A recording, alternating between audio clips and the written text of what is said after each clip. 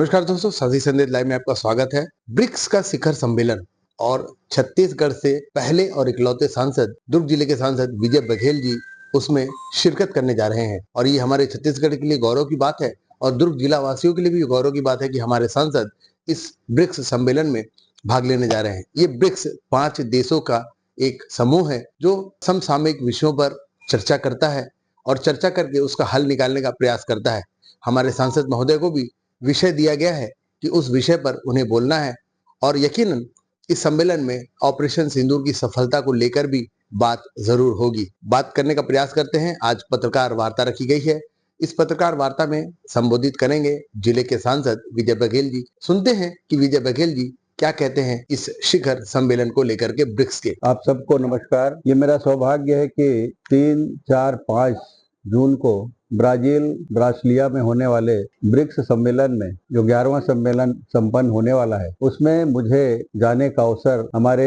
लोकसभा के माननीय अध्यक्ष श्री ओम बिरला जी ने मुझे सौभाग्य दिया है। अपनी 6 सदस्यीय सांसदों की टीम में मुझे भी उन्होंने शामिल किया है। ये मेरे लिए नहीं, मेरे क्षेत्रवासियों के लिए भी गौरव की बात है। और छत्तीसगढ़ से क्या पूरे देश के जो 545 सांसद हैं उसमें माननीय बिरला जी के नेतृत्व में 2 राज्यसभा के सांसद जिसमें उप सभापति माननीय श्री हरबंस जी हैं और लोकसभा के हम लोग 4 सांसद उसमें शामिल हैं। ये यात्रा 31 तारीख मध्य रात्रि से शुरू होगी और 3, 4 और 5 के सीजन में हम लोग भाग लेंगे। ब्रिक्स संस्था 5 देशों की संस्था है जिसमें अभी 5 देश और जोड़ने के लिए निवेदन किया है और जो 5 देश हैं उसमें भारत, ब्राजील, रशिया, चीन और साथ ही साथ दक्षिण अफ्रीका। ये संस्था का निर्माण 5 देशों की संस्था किस तरह समावेशी विकास के लिए, एक स्वच्छ संसदीय परंपरा के लिए और साथ ही साथ हमारी अर्थव्यवस्था कैसे मजबूत हो विश्व स्तर पर, उसके लिए संस्था का निर्माण किया गया था। और निरंतर प्रगतिशील देशों के समकक्ष हमारी 5 देशों की श्रृंखला निरंतर अपनी भूमिका बढ़ाते जा रही है और उसी में और मजबूती प्रदान करने के लिए हर साल लगभग ये 11वां सम्मेलन है। ये सम्मेलन आयोजित होते हैं जिसमें समयबद्ध तरीके से अलग अलग सांसदों को जाने का अवसर मिला है और ये बहुत महत्वपूर्ण एक सम्मेलन है जहां पर हर सांसदों को एक विषय पर बोलने का अवसर मिलेगा। मुझे भी एक महत्वपूर्ण विषय पर बोलने का अवसर वहां मिलेगा। मैं भी अपनी बात जो भारतवर्ष के विकास की गाथा है और किस तरह इसके विकास में और हम ज्यादा मजबूती के साथ आगे बढ़ें उसके लिए अपनी बात रखने का अवसर मुझे मिला है। जो महिला सशक्तिकरण की बात हमारे भारतवर्ष में पूरी मजबूती के साथ चल रही है, हमारे यशस्वी प्रधानमंत्री माननीय नरेंद्र मोदी जी के नेतृत्व में वो भी चर्चा होगी कि महिलाओं को सशक्त बनाने में हमारा देश विश्व के किसी भी देश से बहुत आगे है। हमसे सीखते हैं दूसरे देश के लोग, इस पर भी वहाँ परिचर्चा होगी और बहुत सारे सेशन होंगे, उसमें बहुत सारी चर्चा होगी और कुछ बातें मैं उस भ्रमण के बाद आने के बाद आप सबसे चर्चा करूंगा, क्योंकि जनता जनार्दन को ये मालूम होना चाहिए कि किस तरह हमारा भारत विश्व के पटल पर एक सशक्तशाली नेतृत्व के रूप में उभर रहा है। और ये बहुत सारी चर्चा जब हम अभी ब्रीफिंग में बैठे थे परसों, तो ये भी चर्चा हुई कि अभी जो आतंकवाद के मुद्दे पर पूरा विश्व में एक विचार मंथन चल रहा है और पाकिस्तान में जो आतंकवादी पलते हैं उस पर भी चर्चा और ऑपरेशन सिंदूर पर भी चर्चा वहाँ निश्चित रूप से हमें करनी है। आपसी चर्चा के दौरान करनी है, उससे दूसरे देशों के प्रतिनिधि को पता चले कि भारत सुरक्षा के दृष्टिकोण से भी और अपने ऊपर हुए हमले को किस तरह एक संयोजित और नियोजित तरीके से और खासकर हमारी महिला सेना के अधिकारियों द्वारा किस तरह को मूर्त रूप दिया जाता है, वो भी हम उस पर चर्चा करें। ये भी ब्रीफिंग में हमारे माननीय ओम बिरला जी ने हम सबको निर्देशित किया है। कुल मिलाकर यही सारी बातें हैं और निश्चित रूप से ये मेरा सौभाग्य है कि मुझे भी इस महत्वपूर्ण सम्मेलन में जाने का अवसर मुझे मिला है कि हम अपने अर्थव्यवस्था कैसे सुधारें, दूसरे देशों के बीच में हमारी उद्योग नीति क्या है, हम उद्योगों को किस तरह आदान प्रदान करें, एक दूसरे को कैसे मजबूती प्रदान करें, ये भी चर्चा है। साथ ही साथ सुरक्षा के दृष्टिकोण से भी दूसरे देशों में किस तरह व्यवस्था है उस पर भी चर्चा विचार मतलब ये समावेशी, मैंने पहले ही शब्द कहा कि समावेशी, सभी विषयों का समावेश इस चर्चा में होगी। जो विभिन्न जो वक्ता है उसके माध्यम से इसको प्रस्तुत किया जाएगा और बहुत सारे विषय माननीय हमारे लोकसभा अध्यक्ष जी रखेंगे कुछ महत्वपूर्ण विषय हमारे राज्यसभा के जो उपसभापति हैं माननीय हरवंश जी रखेंगे, तो ज्यादा महत्वपूर्ण बातें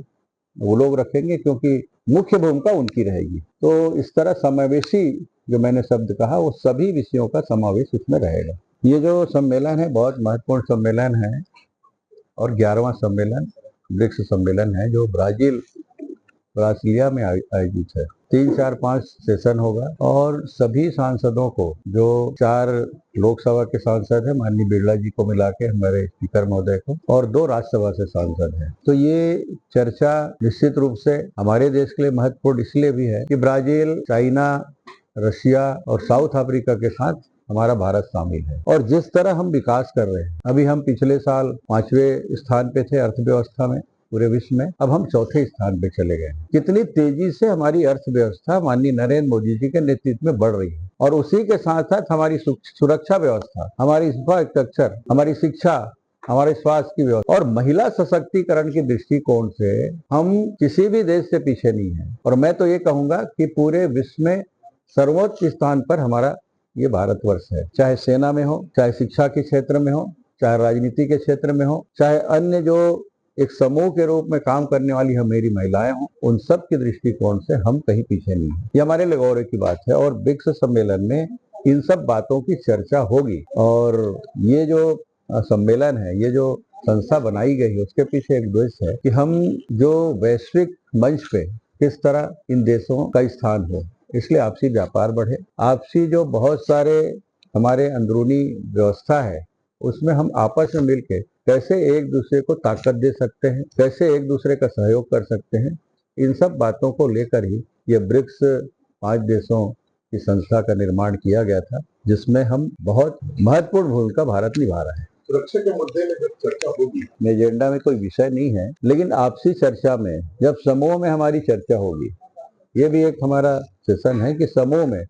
जैसे चाय पे बैठे, भोजन में बैठे, टेबल टू टेबल बैठे, तो ये चर्चा निश्चित रूप से आएगी। और जब ये चर्चा, क्योंकि ये समसामयिक विषय अभी जो बीता हुआ काल अभी चल रहा है और इस पर हर एक मीडिया प्रमुखता से, चाहे इंटरनेशनल मीडिया हो चाहे हमारे भारत की मीडिया हो, इसको प्रमुखता से इस चर्चा को गंभीरता से ले रही है। इसलिए ये सवाल आएंगे और आतंकवाद से कोई विश्व का कोई देश अछूता नहीं है। कब किसके ऊपर आतंकवाद का हमला हो जाए ये कुछ नहीं कह सकते। इसलिए उस तरह भी हम, किस तरह हमारी रणनीति हो, किस तरह हम इसको, अभी जो भारत में घटना घटी है, एक निंदनीय घटना, घृणित घटना, उसके विरोध में, उसके बदले के रूप में हमारे यहाँ के यशस्वी प्रधानमंत्री जी ने किस तरह स्टेप लिया और यहाँ के अदम्य साहस के प्रतीक हमारे सेनाओं ने किस तरह अचूक वार करके वहां के आतंकवादी अड्डों को पाकिस्तान के ध्वस्त किए, ये भी एक बात भारत के लिए गर्व महसूस करने की बात है। ये चर्चा निश्चित रूप से होगी, ये मैं मानता हूं, लेकिन एजेंडा में नहीं होगा, ये अव्यवहारिक रूप से जब हम चर्चा करेंगे तो होगा। देखिए, अभी आपको याद होगा, अभी मैं तारीख तो बता नहीं पा रहा हूँ, 4 दिन पहले यहाँ के कमिश्नर, संभागीय कमिश्नर और कलेक्टर और प्रमुख अधिकारियों के साथ मेरी बैठक हुई है और इसी विषय पे बैठक हुई है। अनेक शिकायतें मेरे पास भी आती थी, अन्य जनप्रतिनिधि के पास भी जा रहे थे, सीधे सीधे कलेक्टर और कमिश्नर साहब के पास भी जा रहे थे, कोई एसडीएम के पास घूम रहे हैं। इसी विषय को लेकर, अभी एकमात्र विषय को लेकर अभी मैंने बैठक की थी। मैं क्या, एक सामूहिक बैठक थी, कोई मेरे द्वारा आयोजित नहीं थी, हम लोग सामूहिक बैठक बैठे थे और इस पर विशेष रूप से यह आदेशित किया गया है कि जैसे ही शासन के द्वारा, कभी कभी क्या होता है कि ये रास्ता अब एक बार सर्वे हो गया, लेकिन बाद में पता चला कि वो नाम के अनुसार ये नहीं है तो कैंसिल हो जाता है, लेकिन जो आदेश है यथावत रहता है। तो उस आदेश को तुरंत संज्ञान में लेके उसको पेपर के माध्यम से जानकारी दे दे, या उसको जो जमीन में खरीदी बिक्री का बंधन जो लगाया गया है उसको तुरंत मुक्त किया जाए किसानों को, ये आदेश तुरंत होना चाहिए। कोई कंप्लेन आता है तभी होना, ऐसा नहीं होना चाहिए। रेगुलर इसमें निगरानी हो कि किस तरह के लेटर केंद्र से आ रहे हैं, किन किन योजना के लिए आ रहे हैं, और वो योजना एक बार आया और उसके बाद किसी कारणवश उस योजना को शासन ने निरस्त कर दिया, बहुत सारे कारण होते हैं, तो तुरंत उसकी जानकारी किसानों को दे और एक इश्तिहार जारी हो जाए कि अब इन सब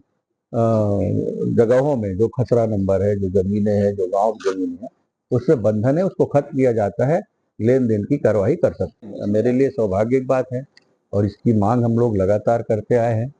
और मेरा सौभाग्य है कि ये मेरा कार्यकाल जब चल रहा है तब ये काम शुरू हो रहा है। मैंने भी आप लोकसभा में आप देखे होंगे प्रमुखता से इस बात को मैंने रखा है, 0 आवर्स में भी, विषय के रूप में भी और 377 में हम लोग को अधिकार मिलता है अपने क्षेत्र के महत्वपूर्ण बातों को रखने की, उसमें भी। तो हर मंच में मैंने ये बातें रखी है। डायरेक्ट रेल मंत्री जी से मिलकर भी मैंने निवेदन किया है, तो आज ये सफलता हमें मिली है। पाटन तरफ से शुरू है, बेमेतरा की बारी है, बेमेतरा के तरफ से भी रेल लाइन बिछे, उसके लिए भी हम सतत प्रयत्नशील हैं। ये थे हमारे बीच दुर्ग जिला सांसद विजय बघेल जी, जो कि ब्रिक्स के सम्मेलन में भाग लेने जा रहे हैं और उन्होंने बताया कि किस तरह से वो उनको जो विषय मिला है उस विषय पर अपनी बातें वो ब्रिक्स के शिखर सम्मेलन में रखेंगे और भारत का प्रतिनिधित्व भी करेंगे। वापस आने के बाद उन्होंने एक बार फिर कहा है कि पत्रकारों से रूबरू होंगे और अपने अनुभव को वो जरूर साझा करेंगे। फिलहाल ऑपरेशन सिंदूर के लिए भी उन्होंने कहा है कि ऑपरेशन सिंदूर की बातें भी ऑफिशियल नहीं, अनऑफिशियल तरीके से, जैसे खाने की टेबल पे या ऐसे चाय पे चर्चा की जाएगी। कहीं ना कहीं पूरा विश्व आतंकवाद से त्रस्त है और आतंकवाद को लेकर के उन देशों के खिलाफ है जो देश इन सब आतंकवादी गतिविधियों को बढ़ावा दे रहे हैं और पाल रहे हैं। कहीं ना कहीं चाइना भी इस सम्मेलन का हिस्सा है और चाइना भी कहीं ना कहीं ऐसे कृत्यों में लिप्त नजर आता है। तो देखना लाजमी होगा और ये बाद में पता चलेगा कि ब्रिक्स सम्मेलन में हमारे जिले के सांसद ने किस तरह से अपनी बातों को सामने रखा है और आतंकवाद के मुद्दे पर किस तरह से वहां चर्चा की गई है। ऐसी और खबरों के लिए बने रहिए हमारे साथ और देखते रहिए साथी संदेश लाइव। मैं संतोष शर्मा, दुर्ग भिलाई से।